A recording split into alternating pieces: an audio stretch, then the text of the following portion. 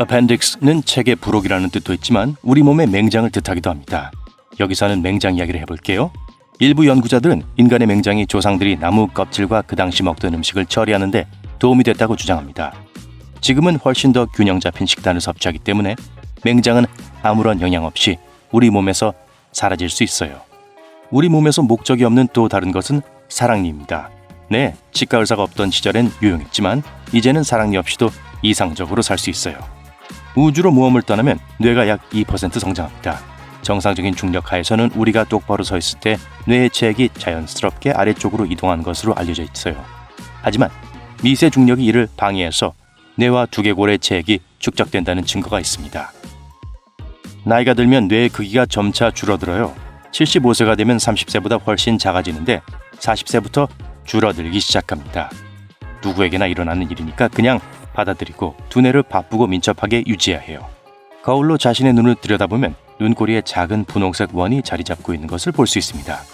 이것은 사람에게는 쓸모가 없지만 새와 같은 동물에게는 먼지와 흩어진 이물질이 눈에 들어가지 않도록 막아주는 중요한 역할을 하는 세 번째 눈꺼풀이에요. 자연 선택에 대해 들어본 적이 있다면 익숙하게 들릴 수도 있겠네요. 요컨대 자연 선택은 여러 세대에 걸쳐 신체 부위를 유지하지만 일부 유해한 것들은 다음 세대에 단계적으로 제거되고 세 번째 눈꺼풀처럼 유지되지 않는 부위도 있습니다. 나이가 들어감에 따라 뇌가 줄어들 뿐만 아니라 신체도 급격히 위축돼요. 뼈도 더 부서지기 쉽죠. 척추가 압박을 받아요. 밤에 휴식을 취하면 뼈도 이완돼서 어젯밤에 잠자리에 들었을 때보다 키가 더 커지는 역효과도 일어납니다. 귀는 균형을 유지하는 데 도움을 주니까 청각만이 귀의 유일한 임무는 아닙니다. 전정 시스템은 뇌를 차지하는데요. 뇌의 이관에는 체액과 머리카락처럼 보이는 작은 센서가 있어 균형을 유지하는 데 도움을 줍니다.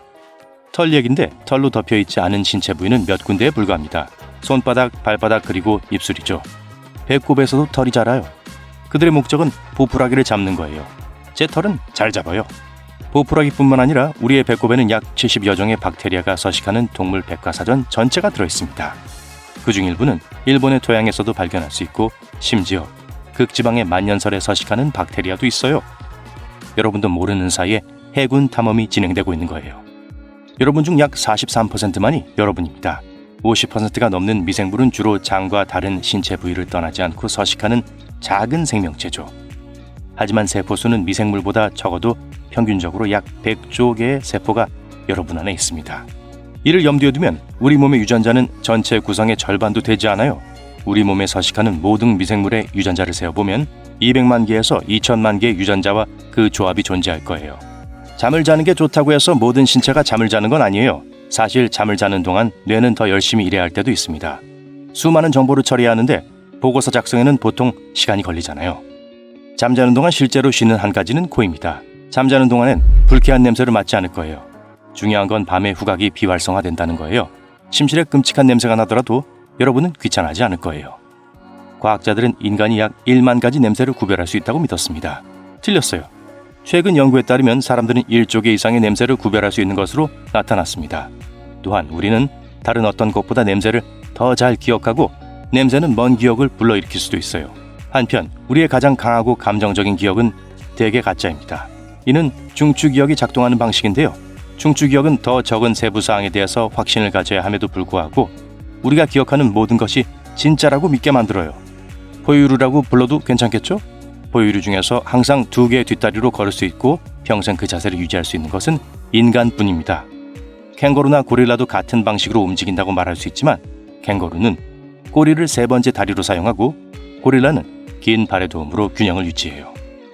뼈도 신진대사에 참여합니다. 뼈는 주로 칼슘으로 구성되어 있기 때문에 혈액에 칼슘이 부족하면 뼈는 칼슘을 혈류로 배출해서 몸의 균형을 유지해요.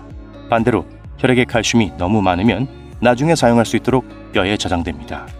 우리의 키, 체형, 피부색은 조상들이 살던 곳에 따라 많이 달라지지만 수명이 길어지더라도 새로운 환경에 적응할 수 있습니다. 예를 들어 평야에서 산으로 이동하면 산소 부족을 보완하기 위해 적혈구가 더 많이 생성돼요. 또한 추운 기후에서 더 덥고 햇볕이 잘 드는 기후로 이동하면 피부는 적응하기 위해 색소 침착을 약간 변화시킵니다. 우리의 수명은 세포 내에 프로그래밍 돼 있어요. 세포는 끊임없이 재생하고 분열하지만 어느 시점에서 멈추는 일종의 내부 타이머가 있습니다. 일부 세포는 다른 세포보다 더 빨리 재생을 멈추기도 해요. 평균적으로 세포는 100세가 되면 분열을 멈춥니다. 세포를 속여 타이머를 끌 수 있는 방법을 찾아낸다면 우린 영원히 살 수 있을지도 몰라요. 하지만 그때쯤이면 우리 몸은 거대한 주름덩어리가 돼 있을 거예요. 체지방은 단열재, 에너지 저장고, 충격 흡수제 역할을 합니다. 신체는 내부 장기가 있는 허리 부위에 가장 많은 지방을 저장해요. 이 지방층은 신체에 문제가 발생하면 심각한 손상으로부터 장기를 보호하는 역할을 합니다. 두개골은 하나의 뼈가 아니라 22개의 서로 다른 뼈로 구성되어 있고 그중 많은 뼈가 뇌를 보호하기 위해 융합되어 있어요. 하악골 또는 아래턱은 혈압 조직과 근육으로만 머리에 붙어있는 유일한 두개골뼈입니다. 그렇기 때문에 원하는 방향으로 움직일 수 있어 매우 용이하죠. 그리고 몸 전체에서 가장 작은 뼈는 귀 안쪽에 있습니다. 이 뼈는 이소골이라고 불리며 쌀알보다 크지 않아요. 우리 몸에서 가장 강한 근육 중 하나는 팔이나 다리가 아니라 머리에 있습니다. 저작근은 씹는 일을 담당하는 주요 근육으로 정상적인 식사를 하려면 이 근육이 가장 튼튼해야 해요. 그리고 귀를 움직일 수 있게 해주는 근육을 아시나요? 관자놀이 위에 위치한 측두근이 바로 그것인데요. 이 근육은 음식을 씹는 데도 도움이 됩니다. 우리 몸에는 눈꺼풀을 감는 것을 제어하는 두 개의 매우 빠른 근육이 있습니다. 사실 이 근육은 우리 몸에서 가장 빠른 근육이에요. 눈은 연약하고 보호가 필요합니다. 반사작용이 시작되면 이 근육은 10분의 1초 이내에 눈을 감죠. 우리는 보라색, 파란색, 녹색, 노란색, 노란색, 빨간색만 인식합니다. 다른 모든 색은 이 세 가지의 조합이에요. 사람마다 약간의 시력 차이가 있기 때문에 사람의 눈이 인식하는 조합의 수를 계산하는 것은 불가능합니다. 하지만 평균적으로 약 100만 개의 조합이 존재해요. 위는 최대 1.9리터의 액체, 즉 콜라 한 병을 통째로 담을 수 있는 엄청난 용량을 가지고 있습니다. 음식이 위장에 내려가기 전에 치아로 처리되기 때문에 얼마나 많은 단단한 음식을 위장에 넣을 수 있는지 추정하기는 매우 어려워요. 칠면조 한 마리를 넣을 공간은 충분하지 않지만 적당한 크기의 닭고기는 들어갈 수 있을지도 몰라요. 그리고 할머니가 말씀하신 것처럼 아이스크림을 먹을 공간은 항상 있고요. 이제 콜라, 치킨, 아이스크림으로 가득 찬 배가 어디 있는지 보여주세요. 아, 거기 말고요. 저기 갈비뼈 사이에 숨어 있어요. 배는 창자로 가득 차 있고요.